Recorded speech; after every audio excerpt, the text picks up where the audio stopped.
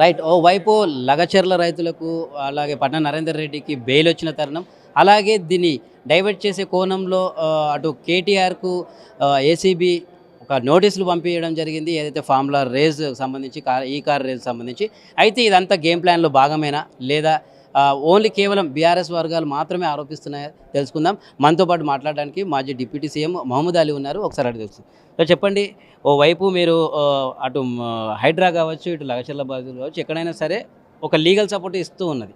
అయితే ఈ నేపథ్యంలో అటు లగచర్లకు బాధితులకు బెయిల్ రావడము, వాళ్ళు విడుదలవ్వడము, ప్లస్ ఇక్కడ కేటీఆర్‌కు ఏసీబీ నోటీసులు ఇష్యూ చేయడం, అరెస్ట్ జరుగుతాయి అంటూ చెప్పేసి ఈ గవర్నమెంట్ డెవలప్మెంట్ కోసం ఏం పని చేస్తలేదు. సారీ, పబ్లిక్కు మైండ్ డైవర్ట్ చేస్తున్నారు. అక్కడ ఫార్మర్స్కు అరెస్ట్ చేసిన 42 డేస్ 43 డేస్ వల్ల బెయిల్ వచ్చింది. ఇప్పుడు రూమర్స్ ఉంది కేటీఆర్ మీద కేసు బుక్ చేస్తూ కార్ రేస్ కోసం. కేసీఆర్ మొత్తం మంచి పని చేసినా ఇట్లా పని చేయలేదు.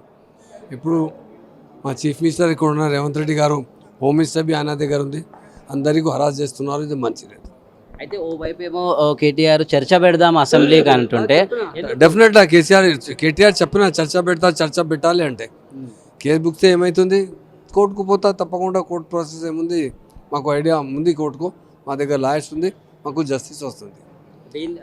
ఇప్పుడు ఖచ్చితంగా మీరు కాంగ్రెస్ ప్రభుత్వం ఏదైతే ఇప్పుడు ఇష్యూ చేసిందో, అభియోగాలు కావచ్చు, ప్రస్తుతం ఆరోపణలు కావచ్చు, వీటిని ఎదుర్కొనే నిజంగానే ఎదుర్కోగలదా బీఆర్ఎస్? కాంగ్రెస్ అంటే ఆయన చాలా ప్రామిసెస్ చేశారు ఎలక్షన్ ముందు పవర్ కోసం. ఆల్ కమ్యూనిటీకు ఎంత ప్రామిస్ చేశారో ఆయన ఫుల్ఫిల్ చేసినాకి అవకాశం బి లేదు. పబ్లిక్లో అంటే మైండ్ డైవర్ట్ చేసిన అంటే ఇది చేస్తున్నారు మొత్తం. ఇందులో కూర్చి ఫ్యాక్ట్ లేదు. ఎట్లా ఉంది రూల్, నేను రూల్ చేశారు, మీరు ఆయన రూల్ చేస్తున్నారు.